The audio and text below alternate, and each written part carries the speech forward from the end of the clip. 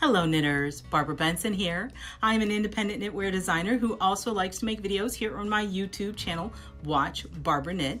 If you'd like to know more about my goings on the internet, make sure to check in the description below the video where you will find links to where you can get my patterns to knit for yourself, how you can join the Watch Barbara Knit Facebook group, and how to support me on Patreon. Have a little bit of change of scenery today. I decided that we should shake things up a bit, every once in a while, so I am actually in the local yarn store that I work at. I thought I'd film the intro outro here too because I thought that'd be fun, but really the reason I'm here is I wanted to talk to you about yarn structure. And I wanted to maybe encourage you to think about it, especially if you've never thought about it before. And what better place for me to be able to go out there and grab all the yarns that I need so I can show you them. Something, I could have something here that I don't have in my stash. So I filmed my hands so you can see things close up, and what I'm attempting to do in this video is maybe, as I said, make you think about something you haven't thought about before, or just explain something that's sort of taken for granted that knitters know, which is what is single ply, double ply, multi-ply, what is this whole ply business about in yarn, and really why should you care about it, and give you a little bit of information on like how the different types of plied yarns behave, and so you can think about that when you are planning your next project. Let's start with single ply. So this is a single ply yarn. And what single ply means is that when this yarn is spun, they start with the loose fiber and just spin it so that you have this single ply. This has just been spun one time, and you just get this one column of drawn out yarn. The single ply is the base for like all other plies. This is where it starts. So if you look here, you can see that if I sort of twist it against the spin, all it does is open up into fiber. It opens up into the, constituent fibers that were used to spin it. You can see that it is smooth, and it has a very, very distinct look to it. Here is another single ply that I can show you. So when you're looking at your yarn and trying to evaluate it, you look at it and see and I do this a lot, so you're going to don't want to hurt it, but you want to try to twist it against the spin. So I'm twisting my left hand, I'm twisting towards myself, and my right hand, I'm twisting away myself so that it opens up and you can see all those fibers? That is what they started with, and then they just spun it into this single ply, and that was the end of the process of spinning for a single ply yarn. Next, you would have a double ply yarn. And what a double ply yarn is taking two single plies and then plying them together in the opposite direction that this was spun to create a two ply. Now, I brought this one out so you could see, because in this one the plies are actually different colors. So you can really see the ply structure. You can see that you have, when I twist it in opposite directions and it flares open, you can see that there were two single plies that were spun together around each other, and now they form one yarn.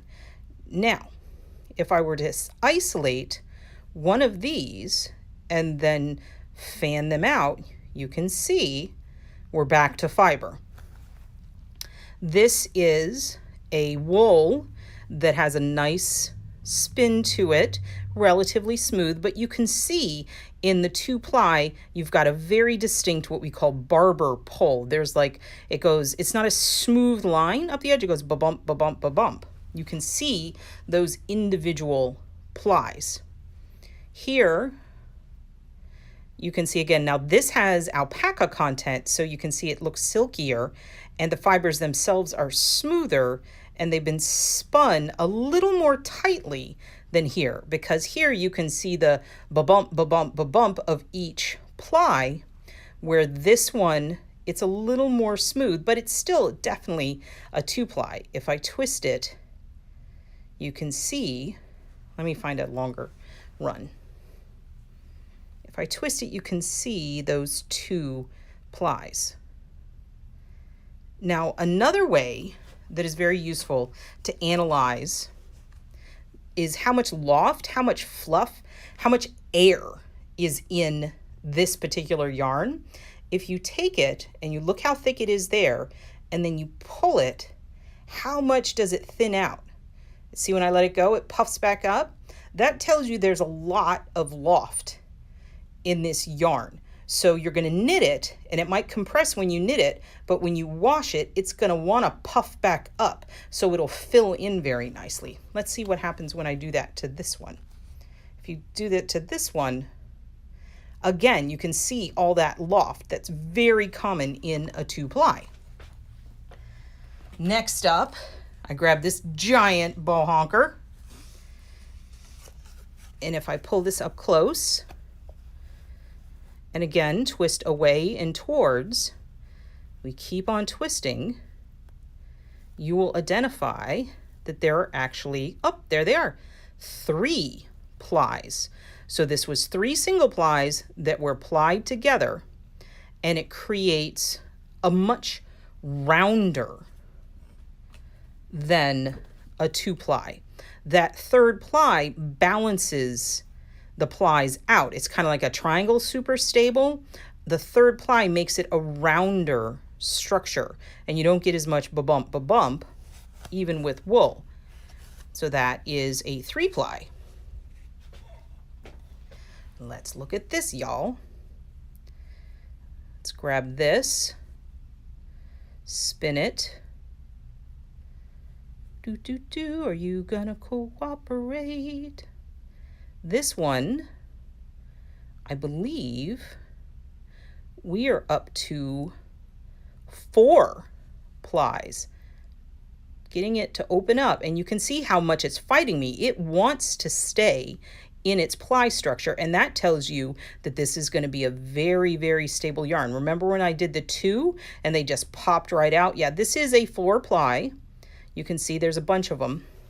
So each of the individual plies is smaller, and they're plied tightly, and you can see that there are individual plies, but from a distance, it is so much less visible than the plies here.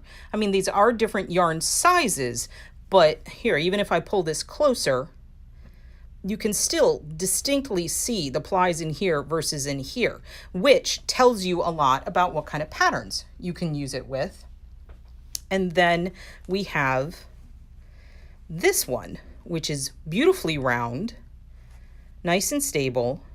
And if I flare it out, I think we're up to 2, 4, we're like up to 6 plies, and you can see how nice and round that is and how it's going to lay beautifully. And so these yarns that have multi-plies, 4, 5, 6 plies, all spun together, present a much smoother fabric and a much smoother appearance, because there's not as much texture being brought to the party as opposed to even like this 3-ply. Now, if we had a 3-ply that was more tightly spun, this is very loosely spun. If you had one that was more tightly spun, it wouldn't be quite as visible, but none of it is as visible as this 2-ply. In 2 plies, you have a very, very visible ply structure. Now, What does all this mean? Well, in terms of yarn strength, as you add plies, you add strength, okay? The more plies you have, in general, the stronger your yarn is going to be, the more it's going to hold up when you knit with it. So something like a single is not necessarily going to be a good choice for, say, a sock, because it's going to felt and it doesn't have the strength of the extra plies. When you get into really good sock yarn, it has multiple plies and it's been plied very, very tightly. And that is another thing about yarn structure that you need to take into consideration, is how tightly you need to know what plies you have, how many plies you have, but also how tightly are those plies plied and spun together. The tighter it is, the more stitch definition you're going to have, and really the stronger it's going to be. Now, when I talk about stitch definition, that is when we get into things. When you have a very, very visible ply structure, your stitch definition is going to fade. You're not going to have as good of a stitch definition, because this extra visual texture from the visible plies is going to get in on the action. So if you're doing something that is only like an intricate texture pattern, some of your texture might get lost in the texture of your ply, especially something like this. It might get lost.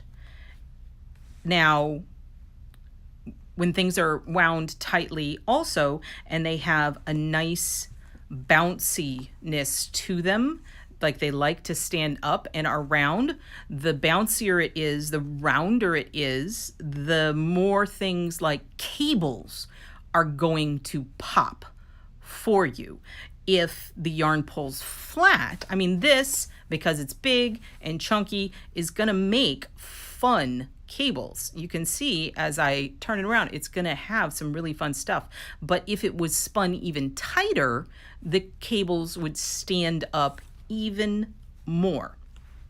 So when you're taking into consideration choosing your yarn for your project, you should consider not only your fiber content and your yarn weight, but you should also consider the yarn structure, because the structure is going to have effect on how your fabric stands up, how it drapes, how it blocks, how it maintains the appearance that you are going for. So until you learn more about how different yarn structures behave, and really there are wonderful books that I will link to that you can learn about this, but a lot of it is just experience.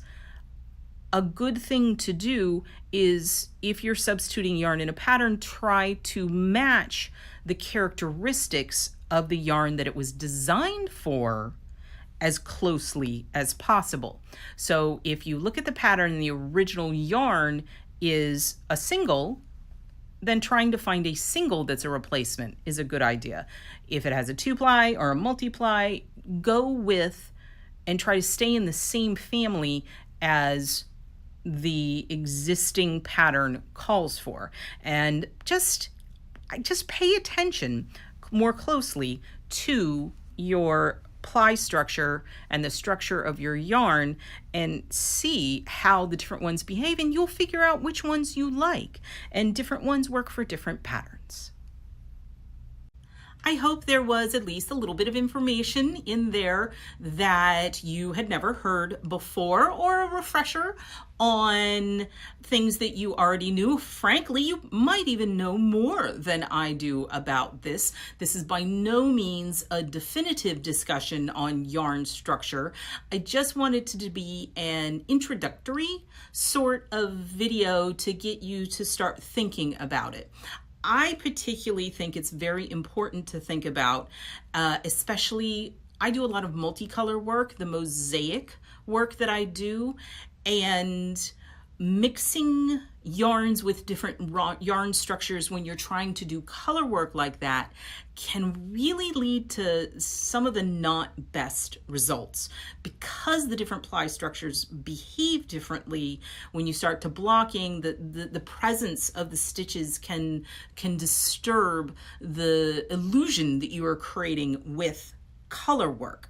So a thing I didn't mention, but if you are working on a pattern that calls for more than one color of yarn and you're trying to pick out 2 different yarns to go with it, you need to take into consideration not just what, like if you're picking 2 yarns that are actually from 2 different manufacturers or 2 different bases, trying to get them to be similar structures is going to be your path to best success. Now, I'm not saying that you can't mix up yarn structures. You can get some really, really cool effects by mixing yarns with different yarn structures and taking advantage of the differences. And there are patterns that are specifically designed to do that. And that's something you need to take into consideration when you are planning yarns for those patterns, because if you change up the ply structure or the structure of the yarn, it might change the effect that you get. So end result, I hope that you at least enjoyed looking at some fun yarn, and this might make you think about ply structure a little more deeply, do a little more research into it, and decide what you like, as I said. So if you like this video, please give it a thumbs up, click that like button.